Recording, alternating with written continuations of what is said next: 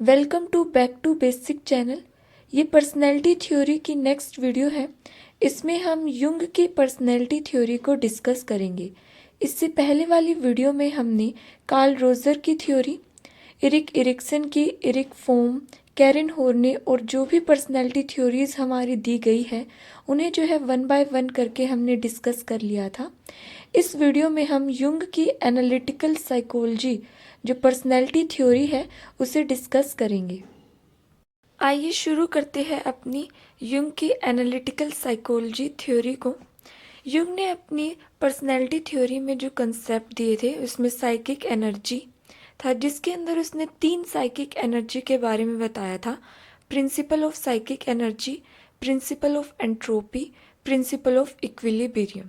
Development of personality का concept दिया था युंग ने और एस्पेक्ट दिए थे पर्सनैलिटी के, जिसके अंदर ego, attitude, extroversion and introversion आते हैं, psychological functions, psychological types, personal unconsciousness, complexes आते हैं, कलेक्टिव अनकॉन्शियसनेस और आर्केटाइप्स जो है हमारे आते हैं। इन सभी कंसेप्ट को जो है हम वन बाय वन करके जो है डिस्कस करते हैं। युंग ने अपनी थ्योरी में जो है लिबिडो वर्ड का यूज़ किया था। हमें पता है कि लिबिडो जो है एक्चुअल वर्ड जो है वो इंट्रोड्यूस किया था फ्रॉइड ने। फ्रॉइड ने इस लिबिडो वर्ड का यूज़ जो है एज ए सेक्सुअल एनर्जी करा था, कि उसने बताया था फ्रॉइड ने कि लिबिडो जो है एक सेक्सुअल एनर्जी होती है। लेकिन जब युंग ने अपनी थ्योरी में लिबिडो वर्ड को जो है वो मॉडिफाई करके यूज़ किया, युंग ने कहा कि लिबिडो जो होता है वो एक सेक्सुअल एनर्जी नहीं होता, बल्कि एक डिफ्यूज और जनरल लाइफ एनर्जी होता है। मतलब ये एक जनरल एनर्जी होती है जो हर एरिया में काम करती है हमारे लाइफ के। ये युंग ने जो टर्म यूज़ की थी लिबिडो, एक broader and more generalize form of psychic energy से बताया। मतलब एक ब्रॉडर फॉर्म में इस लिबिडो टर्म का यूज़ किया। ये सिर्फ सेक्सुअल एनर्जी नहीं होती है, ये जो है हमारी जनरल जो हमें प्रॉपरली काम करने के लिए हेल्प करती है हर एरिया में, चाहे वो सेक्सुअल हो या कोई और एनर्जेटिक वर्क हो, हर काम के लिए लिबिडो जो है हमारे लिए हेल्पफुल होती है। इस लिबिडो टर्म को जो है युंग ने साइकिक एनर्जी का नाम दिया अपनी थ्योरी के अंदर।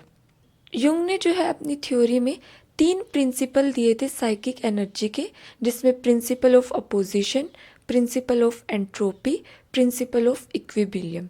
इन सभी प्रिंसिपल को जो है हम डिस्कस करते हैं कि ये क्या कहते हैं। पहला प्रिंसिपल है principle of opposition. Jung idea that conflict between opposing process necessary to generate energy. Jung का कहना है कि कन्फ्लिक्ट होना ज़रूरी है दो अपोजिट प्रोसेस में, तभी जो है साइकिक एनर्जी जनरेट होगी। हमारे माइंड में या हमारे वर्क में कन्फ्लिक्ट होना ज़रूरी होता है। पॉजिटिव और नेगेटिव पोल में कन्फ्लिक्ट होना ज़रूरी होता है, तभी जो है साइकिक एनर्जी जनरेट होगी।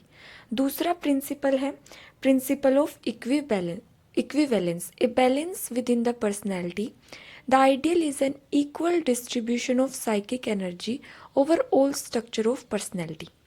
इस प्रिंसिपल का कहना है कि हमारी पर्सनैलिटी में साइकिक एनर्जी का इक्वली डिस्ट्रीब्यूशन होना ज़रूरी है, ऐसा इस प्रिंसिपल ऑफ इक्विवेलेंस का मानना है।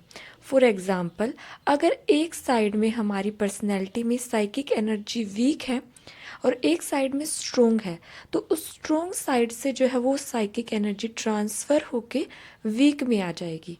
जैसे कि एग्जांपल देखो, अगर हमारी सेक्सुअल एनर्जी जो है वो ज़्यादा है, लेकिन जो हमारी काम करने की, अपना होमवर्क करने की एनर्जी जो है वो कम है, तो वो जो सेक्सुअल एनर्जी है वो ट्रांसफ़र होके हमारी उस वर्क एनर्जी के अंदर आ जाएगी, जिसकी वजह से हमारी दोनों ही एनर्जी में बैलेंस हो जाएगा। इसे प्रिंसिपल ऑफ इक्विवेलेंस कहते हैं। Next is principle of entropy.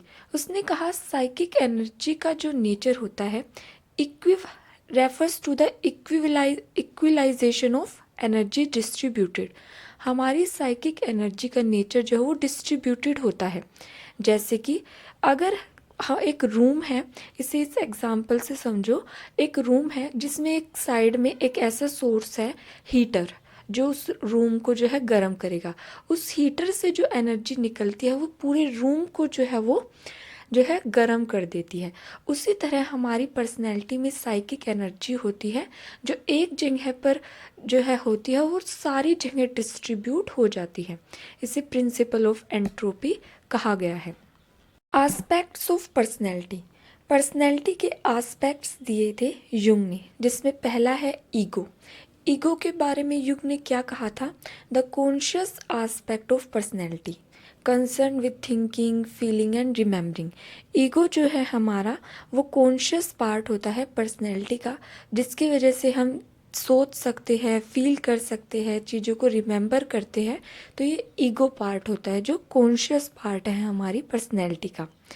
इसके बाद जो है एटीट्यूड के बारे में बताया था, जिसमें एक्सट्रोवर्ट पर्सनैलिटी और इंट्रोवर्ट बताया था। इसने वर्ड का यूज़ किया था एक्सट्रोवर्जन और इंट्रोवर्जन। एक्सट्रोवर्जन क्या होता है? Psychic energy can B channelled externally towards outside world. वो साइकिक एनर्जी जो हमारी सारी इन्वेस्ट हो रही है आउटसाइड वर्ल्ड में। ऐसे पर्सन जो है एक्सट्रोवर्ट होते हैं, सोशल होते हैं, फ्रेंडली होते हैं, दूसरों से ज़्यादा बातचीत या दूसरों के बीच में रहना ज़्यादा पसंद करते हैं, क्योंकि उनकी साइकिक एनर्जी जो है वो बाहर इन्वेस्ट हो रही है, बाहर चैनलाइज्ड हो रही है। नेक्स्ट है इंट्रोवर्जन। ये वो लोग होते हैं जिनकी psychic energy can be channelized internally.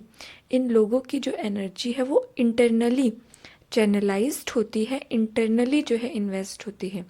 ये लोग जो अपने थॉट्स पर, फीलिंग्स पर जो है ज़्यादा फोकस करते हैं, बाहर के वर्ल्ड से इन्हें इतना लेना देना नहीं होता है।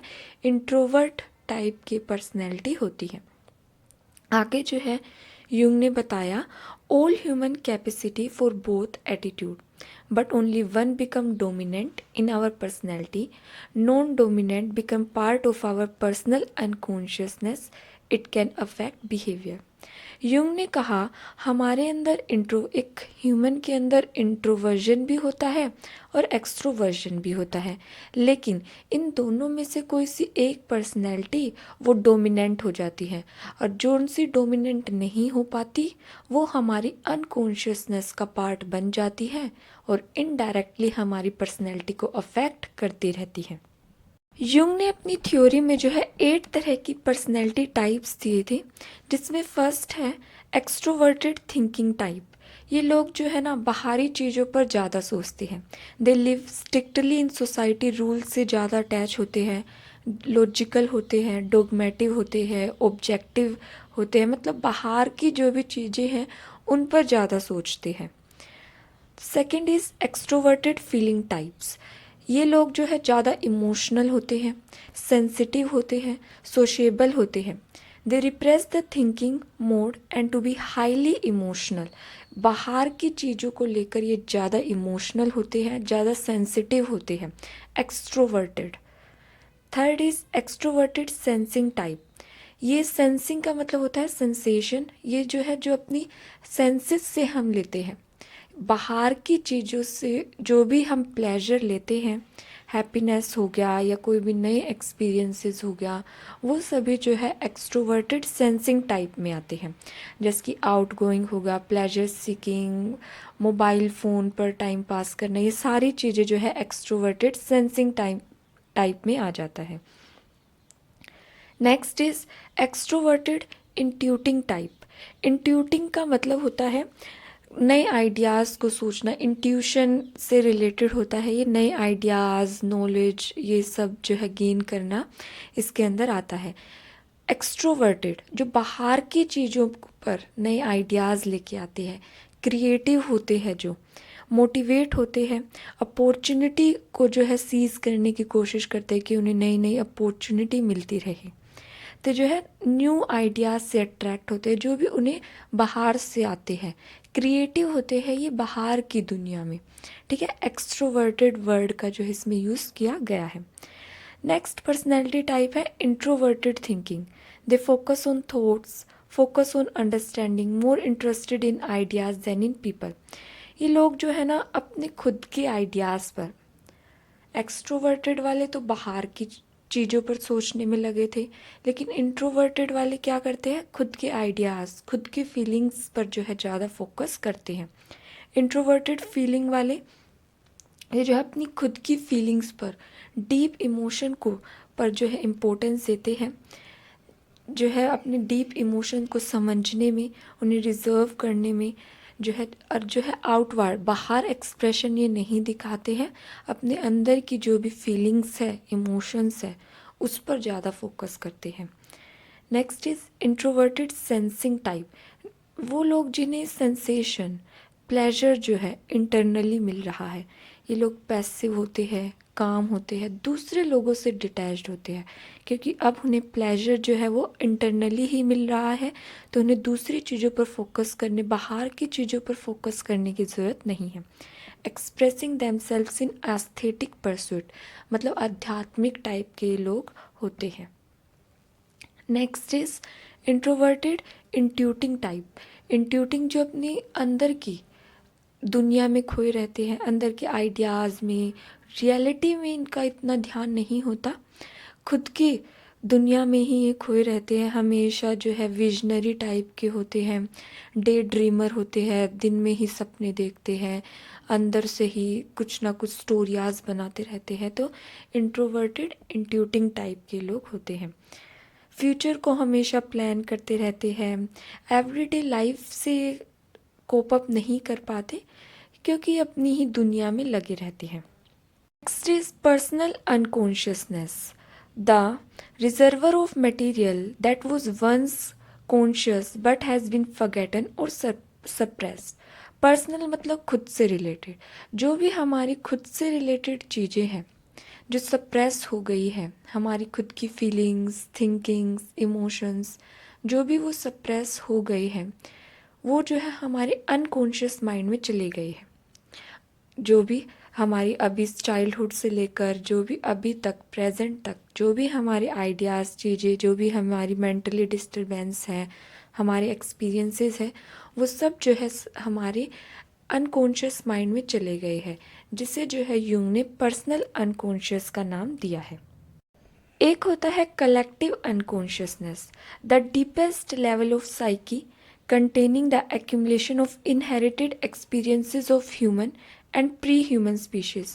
ये जो है वो एक्सपीरियंसेस होते हैं जो हमें अपने पूर्वजों से मिले हैं, अपनी पुरानी पीढ़ी या ह्यूमन स्पीशीज़ को लंबे समय से जो चलते आ रहे हैं, जो इमोशंस उनके हमारे जो है अनकॉन्शियस माइंड में चले गए हैं, जो हमें हमारे जो है एंसेस्टर से मिले हैं, हमें हमारे पूर्वजों से जो एक्सपीरियंसेस मिले हैं, वो भी हमारे अनकॉन्शियस माइंड में है, जिसे हमने कलेक्टिव अनकॉन्शियस का नाम दिया है। इसका अच्छा एग्जाम्पल है फियर ऑफ स्नेक। हमें स्नेक से डरना किसी ने सिखाया नहीं है, लेकिन वो हमारे माइंड में बचपन से ही होता है। ये कहाँ से आता है? कलेक्टिव अनकॉन्शियसनेस से, जो हमें हमारी ह्यूमन पीढ़ी से मिला है, ह्यूमन स्पीशीज से मिला है। ये जो है हमारे कलेक्टिव अनकॉन्शियस का पार्ट बन जाता है। Complexes, a pattern of emotions, memories, perception and wishes in personal organized around a common theme। हमारे ना अब इस टाइम पे हमारे इमोशंस में, फीलिंग्स में एक तरह का पैटर्न बन चुका है कि हम ये सिचुएशन आएगी तो हम ऐसे रिएक्ट करेंगे। तो एक तरह का जो है पैटर्न हमारी पर्सनैलिटी के अंदर बन चुका है, जिसे यूंग ने कॉम्प्लेक्सेस का नाम दिया है। Complexes determine how the person perceive the world. अब हम इन कॉम्प्लेक्सेस के बेस पर ये कह सकते हैं कि एक पर्सन इस वर्ल्ड को कैसे परसीव करता है। कॉम्प्लेक्सेस जो है ये कॉन्शियस भी हो सकते हैं और अनकॉन्शियस भी हो सकते हैं। The person with a complex is generally not aware of its influence, other people may easily observe its effect। हम इन कॉम्प्लेक्सेस से अवेयर हो या ना हो, लेकिन जो सामने वाला पर्सन है, दूसरे पर्सन इन कॉम्प्लेक्सेस को, जो भी पैटर्न्स हमारे माइंड में, हमारे इमोशंस के, फीलिंग्स के, थिंकिंग पैटर्न जो भी बने हुए हैं, दूसरे लोग जो है उन्हें परसीव कर सकते हैं। It originates not only from our childhood and adult experience but also our ancestral experiences। और ये कॉम्प्लेक्सेस ऐसा नहीं है कि हमारे चाइल्डहुड एक्सपीरियंस से बने हों या एडल्ट एक्सपीरियंस से ही बने हों, नहीं।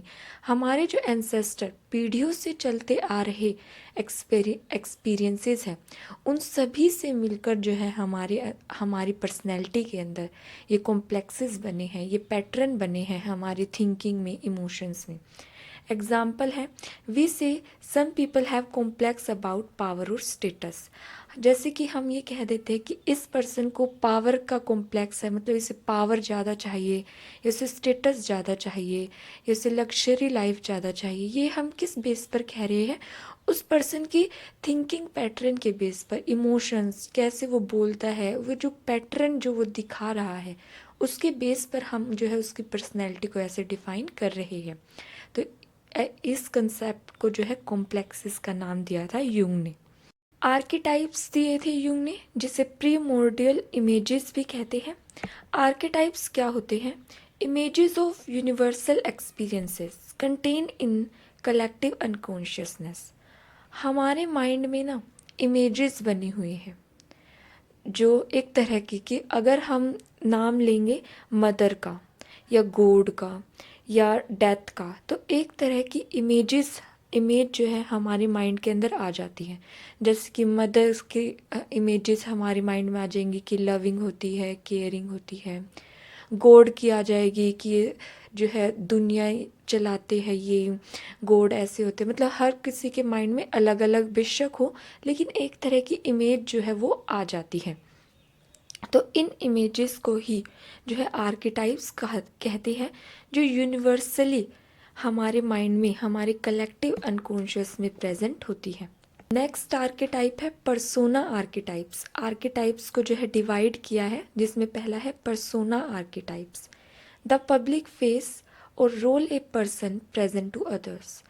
पर्सोना आर्केटाइप जो फेस, जो पर्सनैलिटी, जो भी रोल हम दूसरे लोगों को दिखाते हैं, उसे जो है पर्सोना आर्केटाइप्स कहते हैं।